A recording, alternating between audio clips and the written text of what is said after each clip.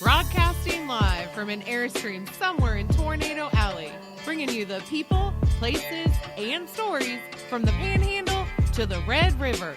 This is your Only in Oklahoma show. And welcome to the show. I am Harley, and I am all alone due to some significant scheduling issues and a pandemic. Brett is not going to be joining me for this particular episode. I hope you enjoy what we decided to do instead of a Brett and Harley episode. I do have an interview with Amber Malcom. She is the president of a company called Shabby Chick out of Duncan, Oklahoma. It's a super cool interview. She's super sweet, and she's seriously helping out her community and has been doing so since way before the whole COVID-19 blow up. So hopefully you'll love that. Brett and I have been bouncing back and forth a whole lot of different options for shows. Over the next few weeks, we plan on talking a lot about local charities. We had some disheartening news about a local charity that is having difficulty getting volunteers since a lot of the businesses associated with providing volunteers over the years have pulled back in fear of spreading the coronavirus. So there are a lot of organizations that really need help right now, and they're doing God's work, and they need help.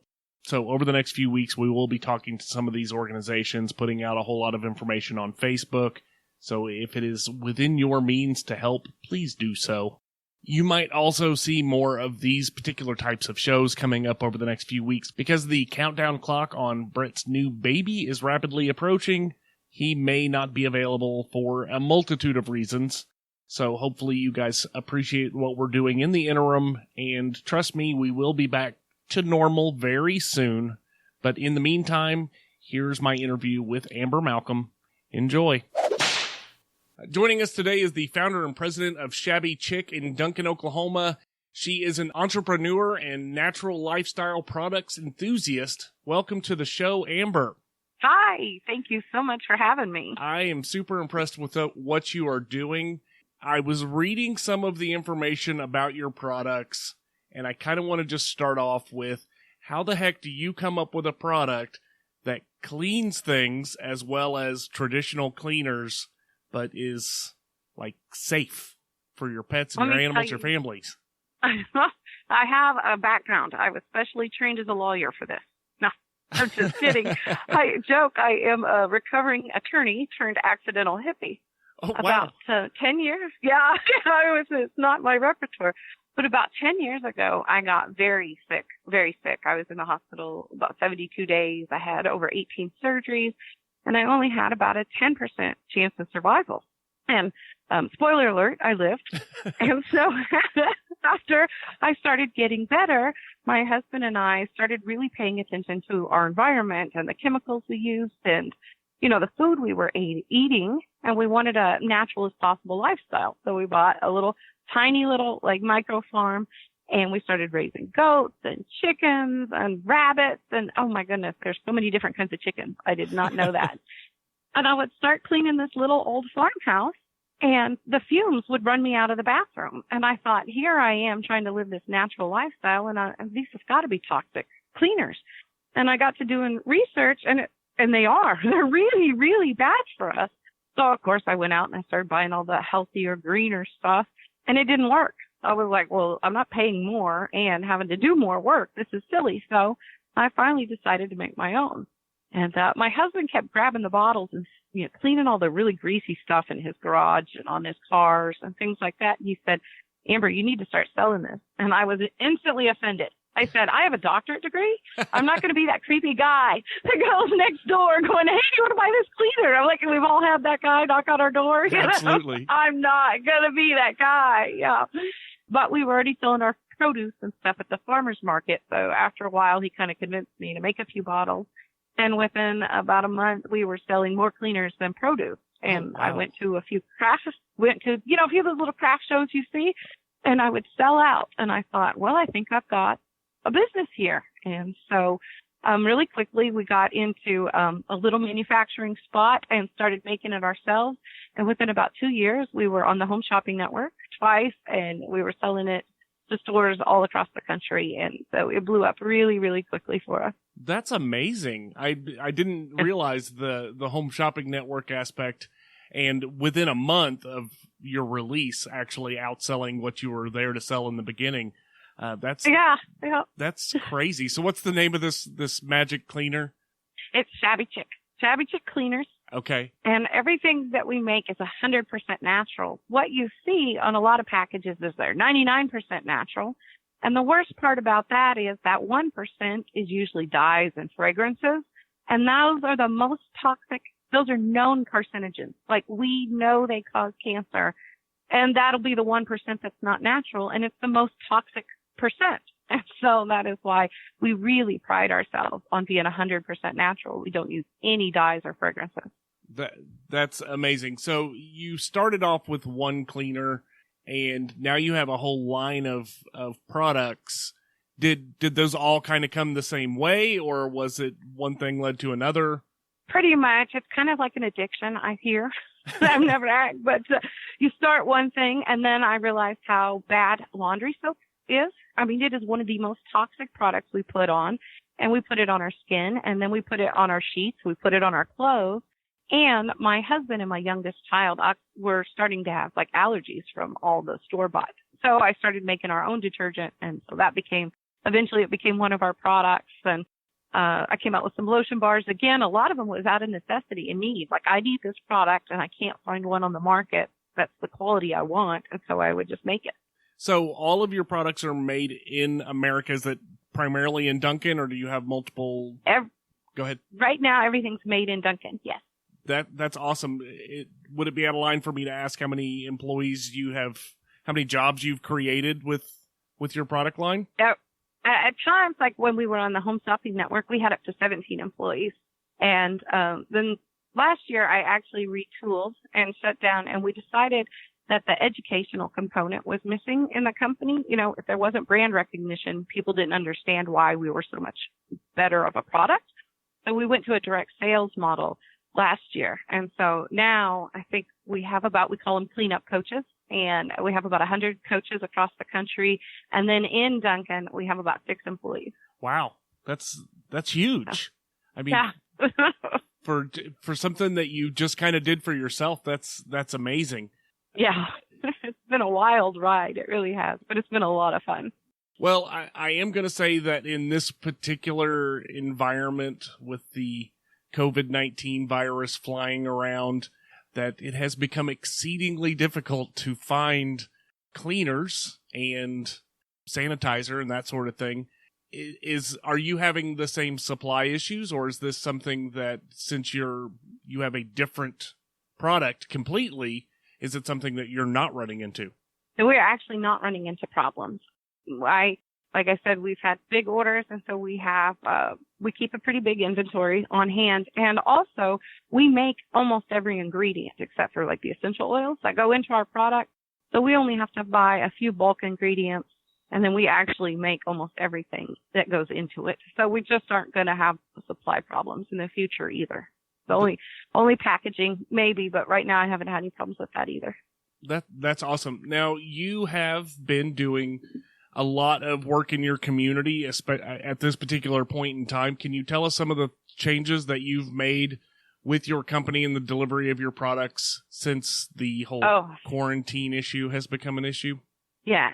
One thing is cost of my ingredients to make the hand sanitizer and several other products has gone up over 500%, but we didn't raise our prices at all. So one thing we're doing is we're cutting our profits hugely just so that people can get their hands on it, that we're not charging, $25 for an ounce or something like that. Right. And so and so we've done that. And then we have a giveaway right now. Anybody in the community that can contact us, and we're giving them bottles of hand sanitizer because we don't want anybody to be without.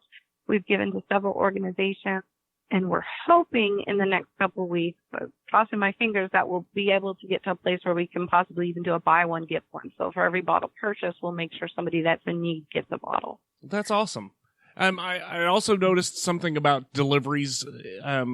Yes. Go ahead. Oh, yeah. Yeah, we started doing deliveries because a lot of people can't get out or don't want to get out because it's a little crazy out there right now. Sure. So we started doing local deliveries. And I've actually, even though we're in Duncan, have been making about a once-a-week trip and stopping at pre-scheduled places up in Oklahoma City so people aren't having to pay shipping and things like that, too. So right now, as long as it's been safe, I've actually been bringing supplies to customers up in Oklahoma City more and Norman, too.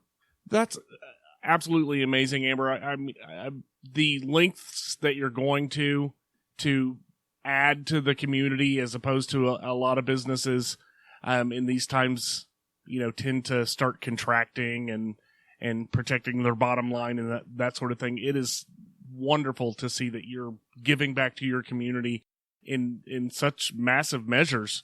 It's really encouraging. Yeah, we just love our community and we love Oklahoma and we just want everybody to be safe. So we want to do everything that we can to keep people safe.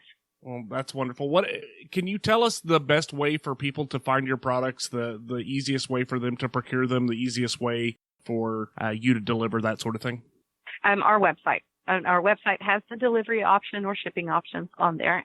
And so the best way to order is our website. And that is Shabby Chick, CHICK, Cleaners.com. And I call it Shabby Chick because I joke I'm a hot mess. People think, I make cleaners. I must be the most organized, clean person in the world. And it's just not true. It's just not true at all. I really am a hot mess. But, so it's Shabby Chick Cleaners. It's kind of the ironically named cleaner. That's we don't awesome. take ourselves too seriously down there. We figure if we have to make laundry soap for a living, we're going to make it fun. Well, that's absolutely amazing. Amber, I really want to thank you for coming on the show. You've been a blast, and I love what you're doing. I absolutely adore you and your company. It's amazing. Thank you. Thank you so much for having me. Absolutely. I would have been excited about the work that Amber's doing prior to COVID-19. This is a great organization. I love the origin story.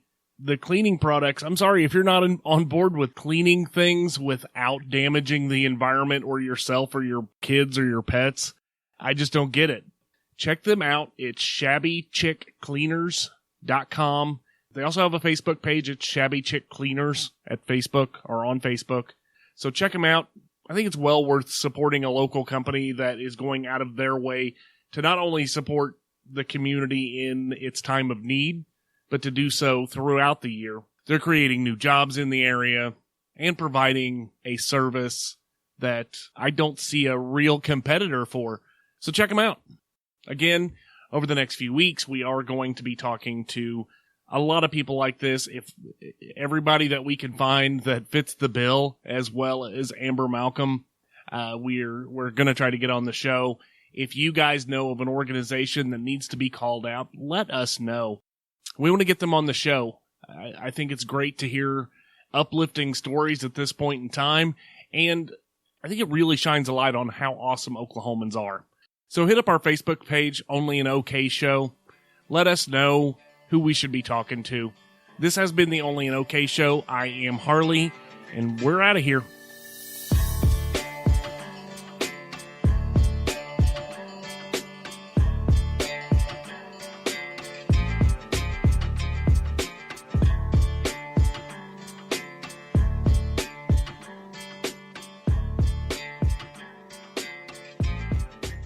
But I really do think what you're doing is cool. I'm kind of Thank you. Kind of a tree hugging kind of guy myself. I guess the best way to put it. So crunchy is the new hip term. Crunchy, is that it? Crunchy, yeah, like granola is crunchy. Got it. That's the cool way to say it now. But yeah, no, I think it's cool. I think it's amazing actually. If you have a product that'll clean the gunk out of my oven better than 401 or whatever, I'm all for it. Yeah, this stuff really is. It's so funny. I make it, and I've made it for 4.5 years. But I'll go to clean my bathroom, and I'm still amazed sometimes. I'm like, this stuff is just so good. That's awesome. And we've had it all clinically, for the Home Shopping Network, we had to have tests proving it really was cleaner and really was laundry soap. And it was really fun because we had, we went up against Tide and Purell, and we beat them across the board. Wow. Oh. And we get to make all kinds of cool claims like, we're better than Tide. Well, I mean, if you could make some Shabby Chick pods that maybe some kids could have some sort of weird YouTube challenge on, then it might help. I don't know. A long time ago, I actually made some, but I hand packed them in ice cube trays, and they were so labor intensive that as we grew, I just couldn't keep up. And the machines to make them start at like $30,000.